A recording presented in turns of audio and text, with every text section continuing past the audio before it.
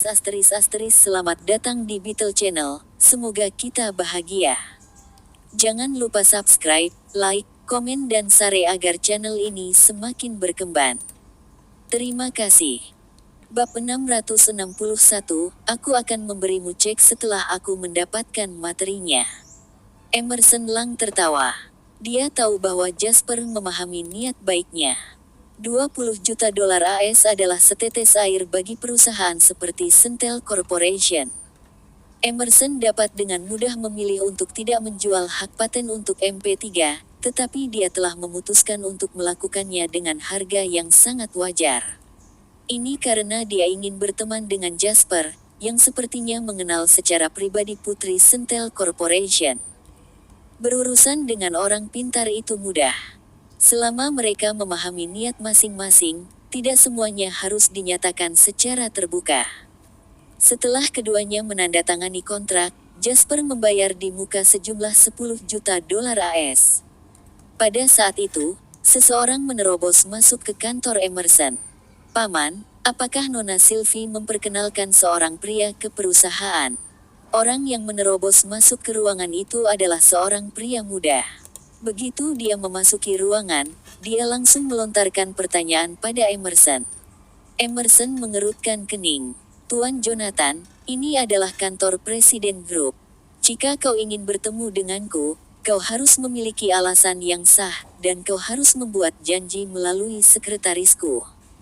Dia menegur pemuda itu. Dengan penampilannya yang rapi, Jonathan Lang lebih terlihat seperti bintang pop daripada presiden perusahaan. Dia menatap tajam ke arah Jasper dan menggerutu, "Bagaimana dengan dia?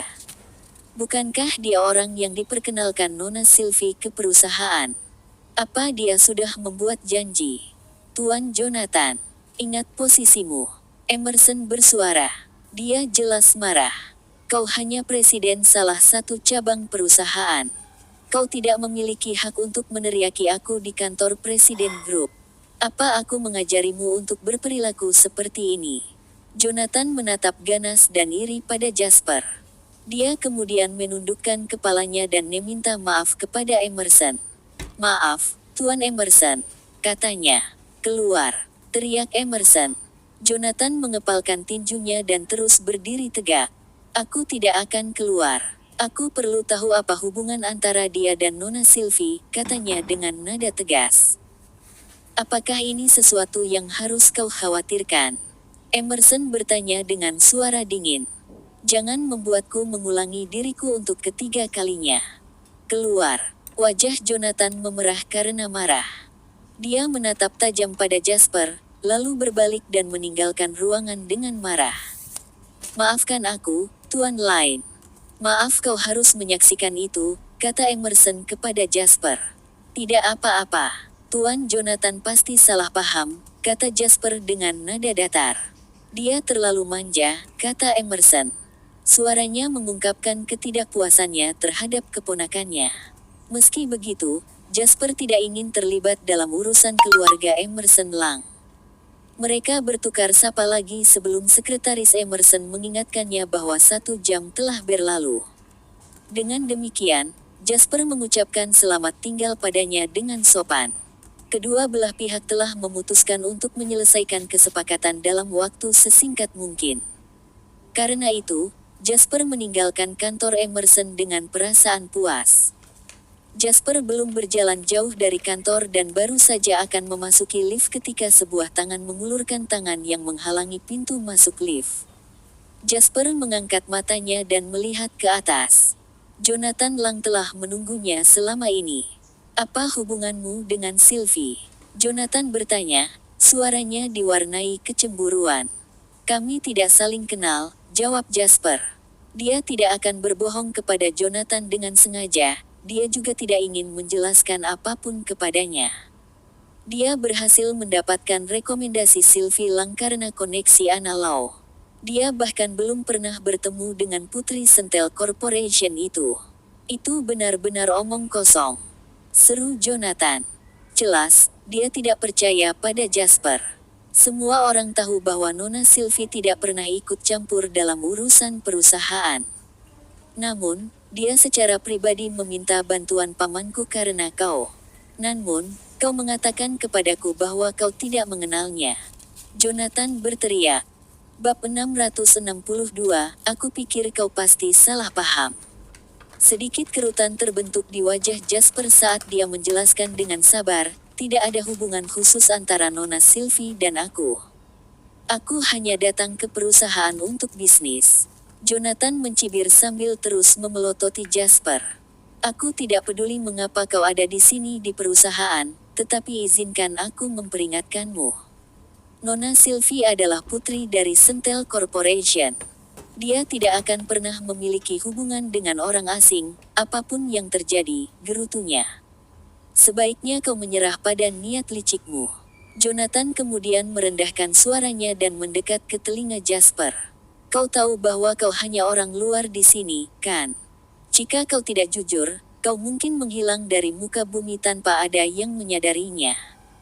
Tidak ada yang akan repot-repot mencari tahu apa yang terjadi padamu, katanya. Jasper menatap Jonathan dengan tenang, dari nada suaramu, aku tahu kau tidak bercanda, Tuan Jonathan, jawabnya. Jonathan terkekeh. Selama kau sadar, jangan lupa di mana kita berada sekarang. Ini bukan Summerland, jangan menghibur pikiran apapun yang seharusnya tidak kau miliki. Jika tidak, kau akan menemui akhir yang mengerikan. Apa kau mengerti? Dia menggeram. Jasper tidak keberatan dengan ancaman Jonathan dan dia juga tidak membantahnya. Setidaknya Jonathan telah mengatakan sesuatu yang benar. Ini adalah Koreana, bukan Summerland. Jasper tidak ingin membuat musuh di sini. Lebih jauh lagi, tidak ada gunanya melakukan itu pada seorang wanita yang bahkan belum pernah dia temui. Menurut Jasper, dia mungkin tidak akan pernah bertemu dengan seseorang seperti Jonathan Lang lagi, jadi mengapa dia harus menyimpan dendam terhadap seseorang seperti itu? Jonathan mendengus keras setelah melihat Jasper memasuki lift. Setelah berbalik, dia melihat sekretaris Emerson. Jonathan langsung mengetahui niat Jasper setelah mendengar sekretaris Emerson berbicara dengannya. Tuan Jonathan, kesepakatan ini telah diperintahkan langsung oleh Tuan Emerson, dan akan selesai pada sore hari, sekretaris itu menjelaskan dengan hati-hati. Dia memahami karakter Jonathan dengan sangat baik. Jonathan menatapnya dengan mata terbelalak dan bertanya, bagaimana dia bisa menjual paten kepada Jasper lain hanya dengan 20 juta dolar AS. Ini adalah milik perusahaan. Pamanku jelas berniat untuk berteman dengannya. Aku tidak setuju dengan dia dalam hal ini. Sekretaris itu memasang ekspresi canggung di wajahnya. Baiklah, jangan khawatir tentang itu. Aku akan menangani masalah ini. Setelah mengakhiri percakapan mereka dengan singkat, Jonathan pergi dengan dokumen mengenai kesepakatan tersebut. Utopia Beauty adalah perusahaan kecantikan medis teratas di Koreana. Dari bedah kosmetik hingga peralatan kosmetik, perusahaan ini memonopoli industri kecantikan medis di tanah air. Namun, tidak banyak yang tahu bahwa perusahaan kecantikan medis ini didirikan oleh Sentel Corporation. Itu tidak lain dimiliki oleh putri Sentel Corporation, Sylvie Lang. Setelah meninggalkan Sentel Corporation, Jonathan tiba di markas Utopia Beauty. Jonathan berjalan ke kantor dengan sopan. Obsesi dan gairah melintas di tatapannya ketika dia melihat Sylvie, yang sedang sibuk menandatangani dokumen di mejanya. Nona Sylvie, sapanya. Sylvie sekarang berusia antara 24 hingga 25 tahun. Dia berada pada periode kritis di mana kemudahannya perlahan-lahan beralih ke kedewasaan. Dengan sosok anggun dan wajah cantik, dia memiliki perpaduan sempurna antara fitur kekanak-kanakan dan pesona feminim. Tatapannya tetap tertuju pada dokumen saat kepalanya tetap menunduk. Tuan Jonathan, aku sudah bilang padamu untuk tidak menggangguku jika tidak ada yang penting untuk dibicarakan, katanya acuh tak acuh. Kali ini sesuatu yang penting, kata Jonathan dengan percaya diri. Jadi, Sylvie mengangkat kepalanya untuk melihat Jonathan. Jonathan merasakan panas bergelora di sekujur tubuhnya saat Sylvie mengarahkan pandangannya ke arahnya. Dia memanggil dengan penuh semangat, "Nona Sylvie." Bab 663, "Tolong panggil aku sebagai presiden ketika kau berada di perusahaan," kata Sylvie dengan cemberut. Jonathan segera mengubah cara dia menyapanya. "Presiden Sylvie, izinkan aku menjelaskan situasinya. Aku mengetahui pamanku menjual paten milik perusahaan dengan harga murah untuk mendapatkan sisi baik seseorang," katanya. Sylvie terkejut setelah mendengar apa yang dia katakan. "Tuan Jonathan, sepertinya kau adalah orang yang menempatkan kebenaran di atas kesetiaan keluarga. Namun, bukankah kau seharusnya melaporkan hal seperti ini ke Departemen Disiplin Perusahaan? Aku tidak bekerja di perusahaan itu. Kenapa kau memberitahuku hal ini?" "Itu karena aku pikir insiden ini ada hubungannya denganmu, Presiden Sylvie. Kemungkinan seseorang menggunakan namamu untuk menipu perusahaan, dan pamanku hanyalah korban penipuan ini," jelas Jonathan dengan jujur. Sylvie menanggapi dengan nada tertarik. "Ini ada hubungannya denganku. Jelaskan semuanya kepadaku secara detail," katanya. Kemudian, Jonathan menjelaskan kesepakatan antara Jasper dan perusahaan ke Sylvie. "Jasper lain meminta harga yang begitu rendah hanya karena kau merekomendasikan dia ke perusahaan, Nona Sylvie. MP3 sekarang menjadi produk yang sangat populer di barat," tegasnya dengan fasih. "Bagaimana dia bisa membeli paten produk seperti itu hanya dengan 20 juta dolar AS? Itu perampokan siang hari. Memang, aku yang merekomendasikan Jasper lain. Menurutmu apa yang harus kita lakukan tentang ini?" Sylvie bertanya dengan tenang, nada dan ekspresinya tidak terbaca. Jonathan menjawab dengan bangga, "Jelas, kesepakatan ini harus segera dibatalkan. Setelah itu, beritahu Jasper lain bahwa jika dia ingin membeli paten, dia bisa membelinya dengan harga pasar. Nilainya setidaknya 50 juta dolar AS. Kalau tidak, dia harus enyah saja.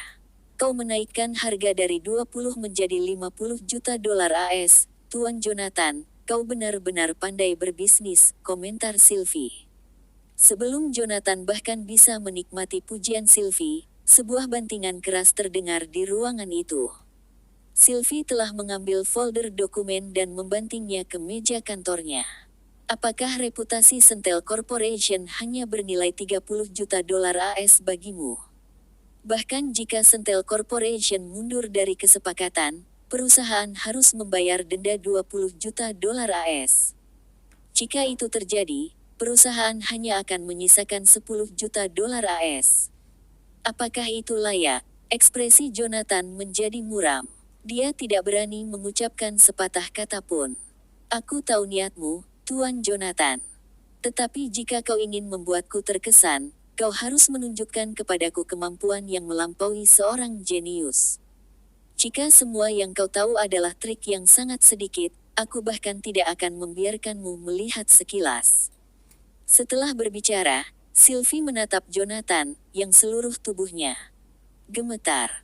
"Keluar," katanya dengan nada dingin. Jonathan mengangkat kepalanya dan bermaksud mengatakan sesuatu. Namun, setelah memperhatikan tatapan dingin dan jauh Sylvie, dia tidak berani mengucapkan sepatah kata pun. Karena itu, dia meninggalkan ruang kantor dengan cemas. Ekspresi muram Jonathan dipenuhi dengan kebencian setelah dia meninggalkan kantor Sylvie. Menurut pendapatnya, Sylvie memarahinya bukan karena kesalahannya sendiri. Itu semua karena Jasper lain. "Bajingan," beraninya dia mengatakan bahwa dia tidak mengenal Nona Sylvie. "Dia menegurku karena kau, bajingan. Bajingan Somerland sialan." Jonathan menggeram dengan suara ganas, "Tunggu dan lihat saja, aku tidak akan membiarkanmu pergi begitu saja." Saat itu, Sylvie sedang menelepon Anna Lau di kantornya di Utopia Beauty.